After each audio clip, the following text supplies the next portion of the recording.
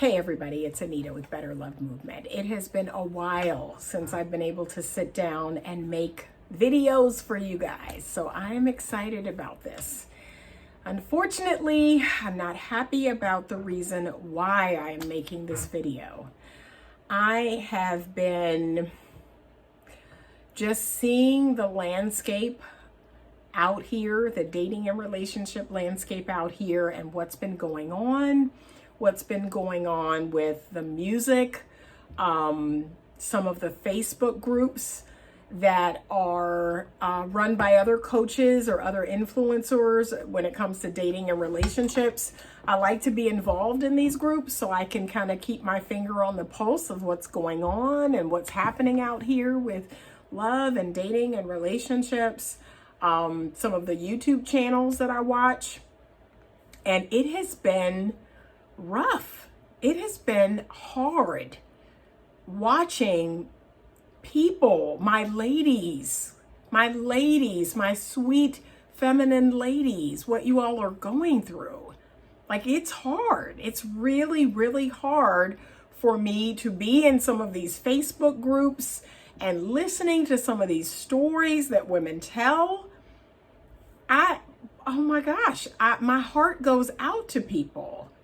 And yet I have to be who I am as a coach and even as a therapist, which is I have to be empathetic, but I also have to bring you the good old-fashioned common sense. I have to bring you the very realistic common sense, like stop breaking your own heart advice. Man, like I said, I've seen so much over the last 6 weeks. I don't think I've made a video for 6 weeks. And I have just seen so much. I don't even know where to begin. Here's where we're going to begin though. Okay? I actually made notes. So I'm going to look at my notes as I'm talking because there's just so much. There is so much to talk about. Let's start with he's not the one for you. Okay? He's not your husband. He's not your boyfriend. He's not your suitor. He's not your love. He's not the one for you. Let's start there. Okay? How do we know this? Because we are in something so horrible, so awful, or we're confused. We have all these questions. So when I'm in these Facebook groups and I see all these questions that women have, okay, he's not the one. He's not the one for you. Okay? What are we doing from the beginning? Ladies, we are setting the standard for ourselves. And only you can do that. What are your standards? What are your standards and requirements? What are your terms and conditions? You are setting the standards from the beginning, okay? And this is not about him. This is not about him and who he needs to be or you making him someone he's not. Sorry, my light just went out, so let me figure that out. But these standards are how you want to be treated. That's it, right? That's what these standards are. These standards are not about him and not about controlling him, not about making him someone he's not or making him do some things. No, these standards are about you, okay? So you're setting the standard for yourself in your life and how you want to be treated, how you want to be talked to, how you want to be treated in dating and in a relationship, in a engagement and in a marriage, right? And when you come from that place of power, that's it. It's not about him. It's simply about you setting the terms and conditions for anyone who engages you. That's what you're doing, okay? So this is about you having what you need to be your best. That's what the setting the standard is about. It's not about making anyone be anything they're not or making them do anything they don't want to do. That's number one. Number two, ladies, we gotta start talking less. And what I mean by that is all this explaining, all of this talking and begging and pleading and explaining and over communicating. That is not the language of men. Remember, I said that. That is not the language of men. All that talking is just wearing you out, wearing you down. Okay? And at the end of the day, the man is doing what he's doing. And so I want you to move in the very same way. I want you to talk less and do more. So actions are everything for a man. I'm kicking my stand. I apologize. You express what those terms and conditions are. You express what the standard is, but you don't keep expressing. You just act on it. You just do it or don't do. Right? So if my standard is, I don't engage men past 9 o'clock. I don't have conversations on the phone. I don't FaceTime. I don't go out. I don't leave my house after 9 o'clock. Like, that's my standard. I can express it to a man using words. And then after that, I just do it. Like, he calls me at 9:10. Hey, you want to get ice cream? Oh, that sounds amazing. That sounds wonderful. However, it's after 9. You know, I'm in the house for the night. So perhaps another time. Perhaps you can call earlier on another night. I would love that. That's it. See? And then I just hold my boundary, which is I don't go out past 9 o'clock. I don't start my evening past 9 o'clock. I don't answer my phone and have these long conversations after 9 o'clock. Okay? I had a gentleman, I think it was 2 weeks ago, where he texted me out of the blue, and it was like a Tuesday morning.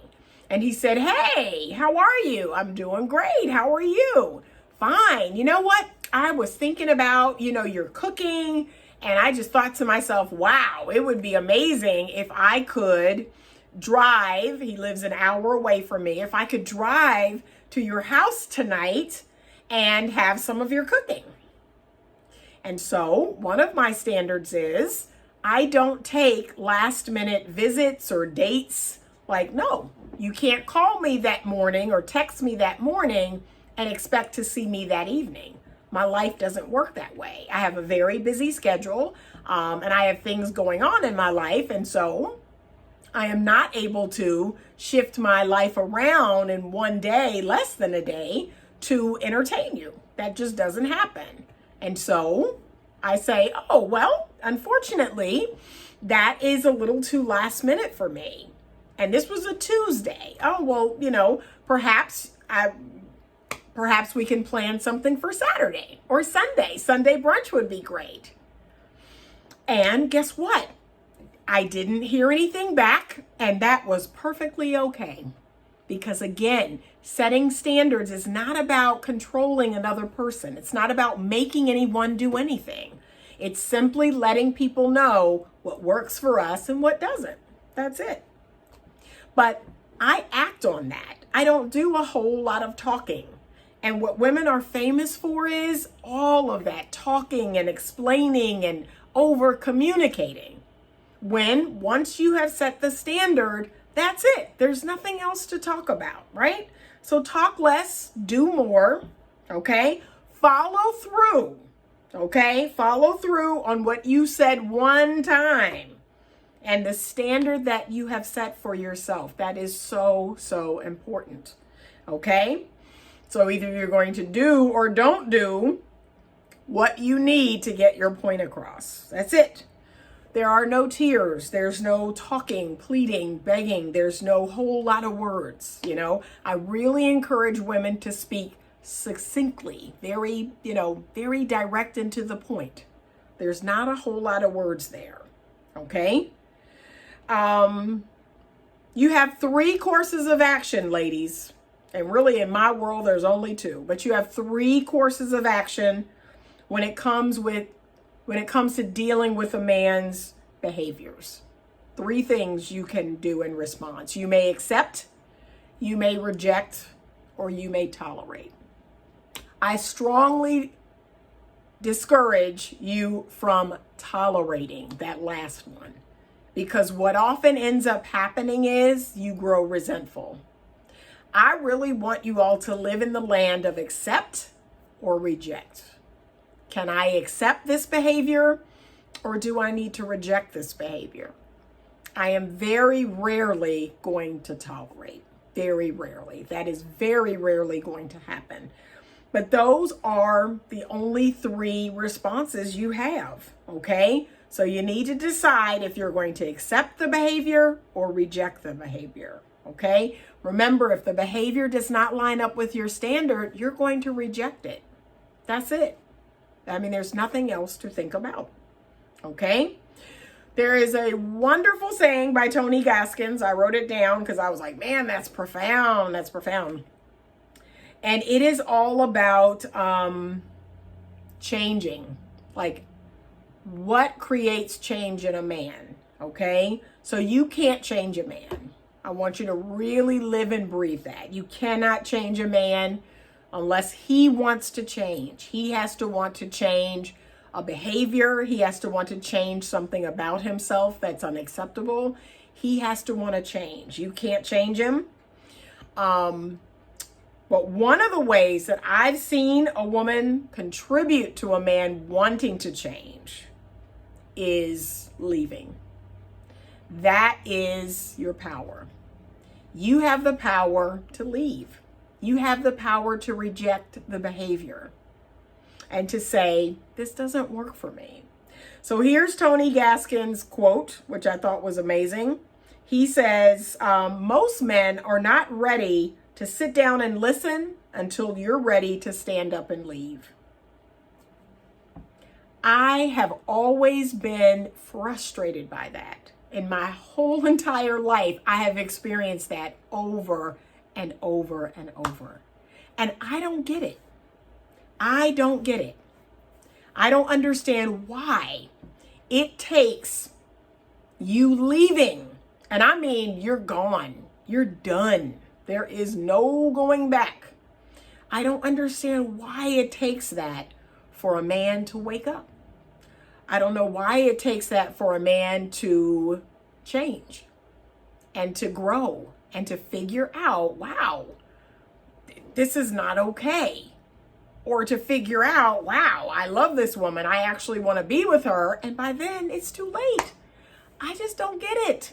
And yet I have experienced that in my own life over and over. I have seen it in other couples over and over and over. I don't understand it. But I know that if you have any power in this, it is in leaving. It is in leaving. It is in letting a man know in no uncertain terms that you must reject this behavior. Whether that behavior is cheating, lying, whether that behavior is being addicted to something, addicted to porn, addicted to alcohol, drugs, whether that behavior is, just being a mean, ornery person, being a nasty person, being a violent person, you must reject and you must leave. And I'm talking all the way gone. You should never be afraid to leave. That is your power. And I'm talking leave someone alone. Not, oh, we can be friends, we can talk sometimes, or he's texting me, I'm going to respond. No, I'm talking leave him all the way alone. There is a chance that that behavior can incite a man to change and that he will finally get it. But I don't understand why it's that way. I'm just as baffled as you all. I just don't get it. I really don't understand it. Yeah, it is usually too late for her by the time she's ready to leave. But ladies, I want you to use that. I want you to use that as a tool to see if a man can change. Just leave. Just leave. Okay? It's not about you, right? If a man acts up, acts out, and mistreats you, cheats, lies, or whatever it is he's doing, doesn't want to commit, it's not about you. Okay? Stop making it about you. Stop making it about you.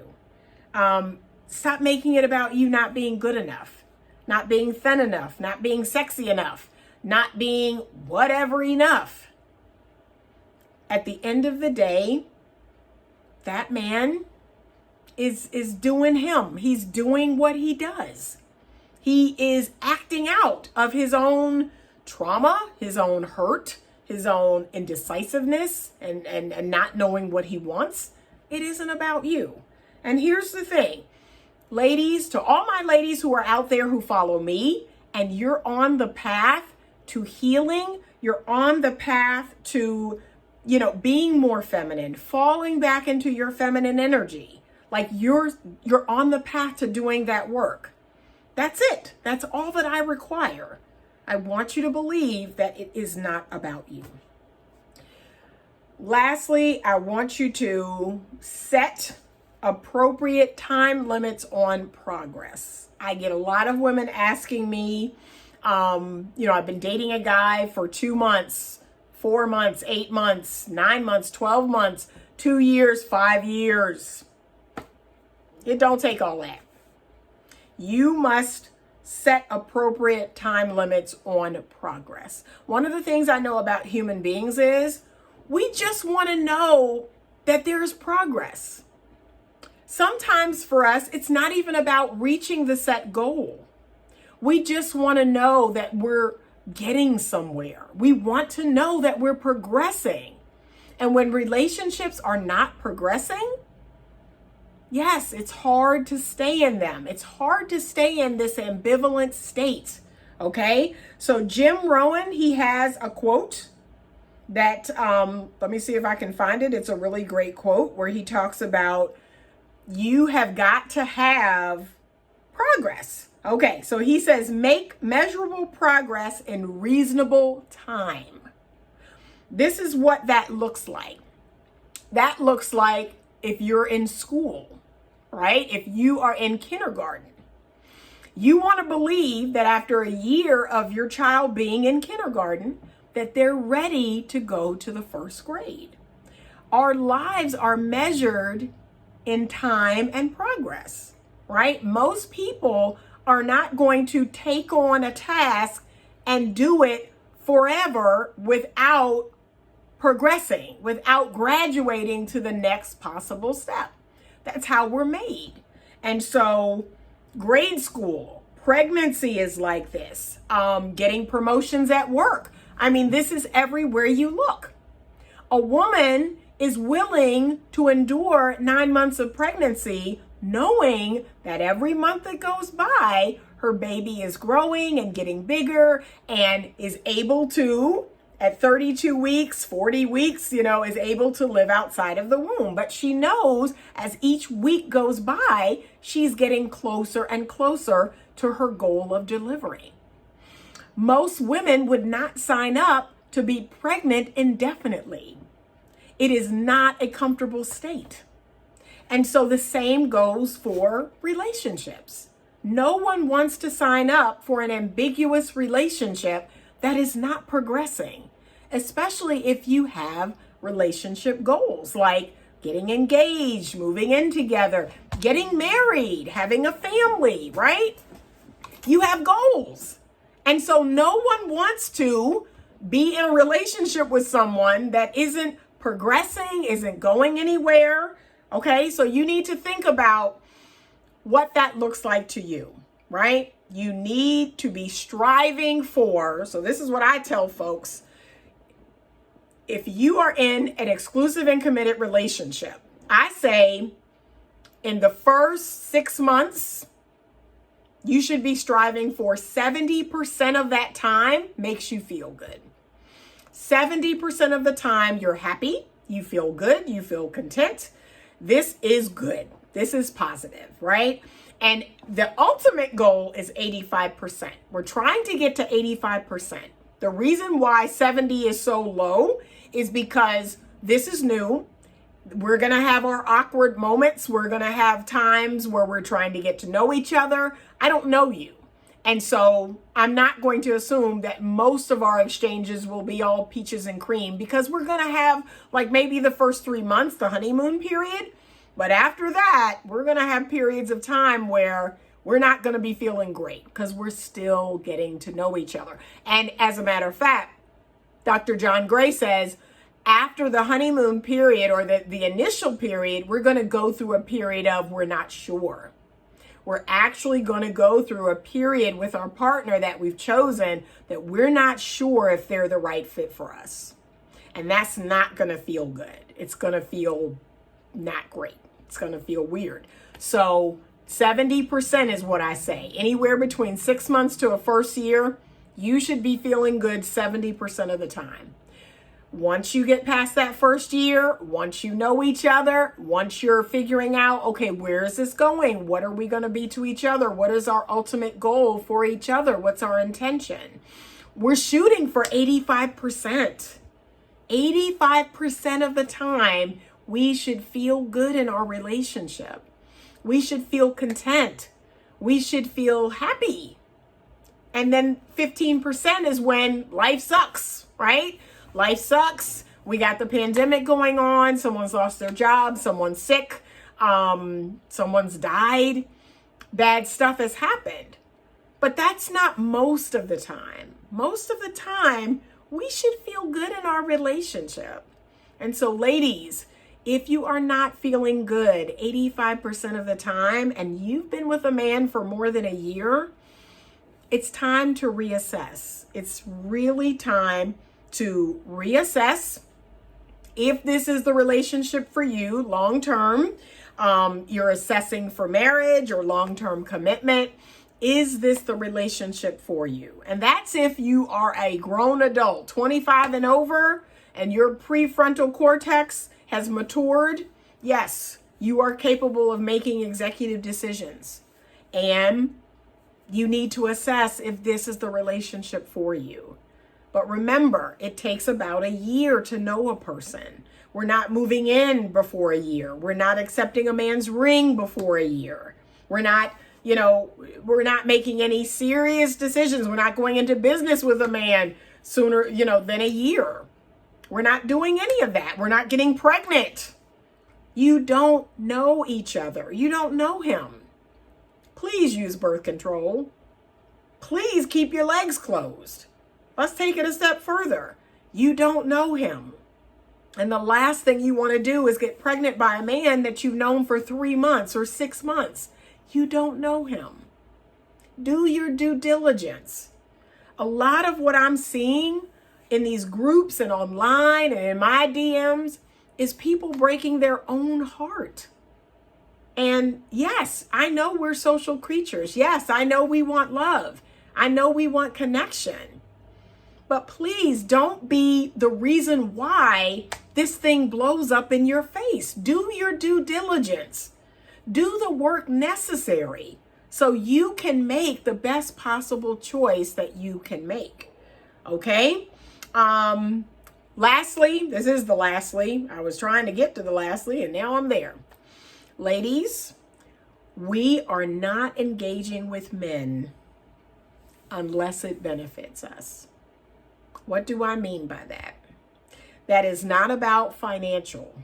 That may be a part of it, but that's not what I mean. I mean, relationships are optional. You don't have to be in one. You don't have to go out on a date. You don't have to get into friends with benefits. You don't have to get into a relationship, exclusive, committed. You don't have to get engaged and you don't have to get married. All of that's optional. And so if you're going to choose it, because that's what you're doing, you're choosing these situationships, these entanglements, these relationships, they should benefit you. They should positively benefit you. I do not engage with men that it does not positively benefit me, right? So what does that look like? That looks like things that make me feel good. That looks like talking on the phone and having a pleasant conversation, a positive conversation, a philosophical conversation, which I love.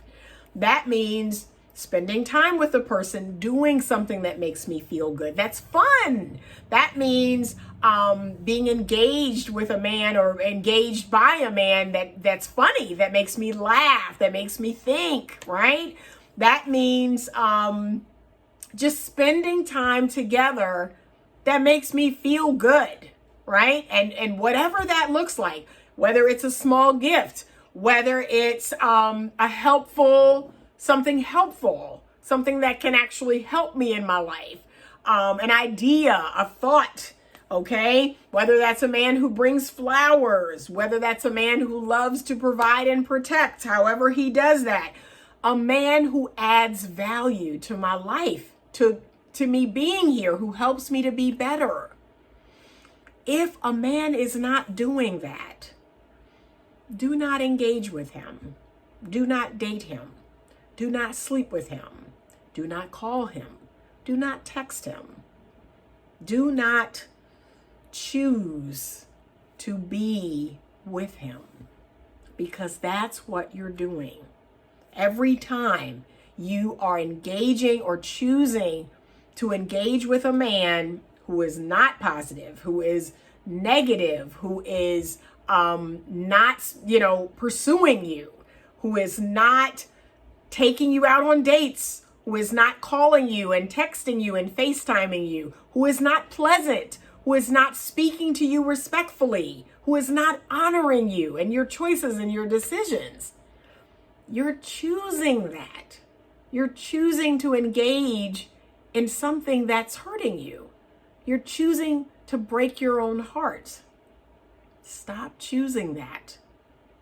I would rather you spend that time on yourself. I would rather you spend that time with other people that feed your soul, other people that make you feel good, your pets, your hobbies, your interests, your work, or whatever it is that you're passionate about.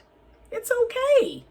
It's okay. Relationships are optional, and you are only going to choose them when they are making you feel good. 85% of the time, right? Not 100% of the time. There is no relationship out there that 100% of the time you're going to feel great all the time. But most of the time, relationships should make you feel good. And if you do not, if you have questions, if you are uncertain, that is telling you something. That's your answer. You don't need to go into these Facebook groups and ask everybody what they think about this and what they think about that. Let me screenshot you the text. This is what he said in response to this. Or this is our backstory. This is our situation. If you need to do all of that, that is your answer. The only question you need to ask yourself is, do I feel good? Does this man make me feel good? Does being with him, talking to him, texting him, FaceTiming him, being in his presence, does it make me feel good 85% of the time? That is the only question you ever need to ask. If he is not calling, if he is not texting, if he is not investing in you, do you feel good about that? No, I don't feel good, because it's like he doesn't care. Okay, that's your answer. And you're not going to engage anymore with a man who doesn't make you feel good. Okay? Most of the time, that is your answer. So, ladies, it's okay. He's not the one. He's not your man. He's not your husband. He's not your boyfriend. Let me tell you, I just went through this myself. I dated a man, a lovely man that I loved and that I believe loved me. And yet, he wasn't my husband. I found that out the hard way after investing time and energy into this person. And I realized this wasn't my husband and I wasn't his wife. And yet, he didn't want to tell me that. He didn't want to be brave enough to say, you know what? I don't want to be your husband. I don't believe you are my wife. Like, you're wonderful. You're fantastic. I love you. I think you're amazing. And yeah, I want to be your boyfriend. I want you to be my girlfriend. But guess what? I'm not in the market for a boyfriend. And so, yeah, I had to turn on my heels and walk away because I'm in the market for a husband. And so it's okay. Doesn't say anything about me. Doesn't make me any less valuable, any less feminine, any less anything. It just means this person wasn't my husband. It's okay. It's like, ordering off of a very large menu. Just because one person orders the salmon and another person orders the ribeye, doesn't matter. Everybody wants something different. It's okay. I am the lobster. I am the surf and turf on the menu. I am definitely the lobster where it says market value. There's not even like a price beside it. Okay. And so everybody is not going to come in and sit down and order that. And that's okay. I'm looking for the guy who's in the mood for lobster or surf and turf. He's like, ooh, yeah, that right there. That's for me. Oh yeah. Whatever it is, whatever the price of it is, that's what I want. That's my guy. And so a guy who's interested in chicken nuggets or interested in, the burger, right? That's not my guy. It's okay. It doesn't say anything about me. I am still the surf and turf. I'm still the lobster. I'm still the greatest thing on the menu. But there has to be a guy out there that comes in and wants that. That's my guy. Okay? You get to determine your value, ladies. And just because that man isn't your husband, isn't your guy, isn't your boyfriend, isn't your partner, it's okay. It's okay. It doesn't say anything about you. Okay? So breathe this in. You want to find out sooner rather than later. You got 3 months. You got 3 months to do your homework. Don't go any further. Don't go any further than that. Because if you're not feeling good, if you're not, aligning with that person, you need to cut it off. You need to walk away. And you need to do that sooner rather than later. I have so many clients who have been in relationships for 10, 20, 25 years with a man that has not most of the time made them feel good. Like 85% of the time has been bad. They'll tell that 85% bad, 15% I felt good. And they have spent all this time with this man. And so I don't want that to be you. I want you to do your homework in the first 3 months, maybe 6 months. Maybe it'll take 6 months if you're long distance or if you're not seeing each other that often. Do your homework. And as soon as you can answer that question, do I feel good with this person?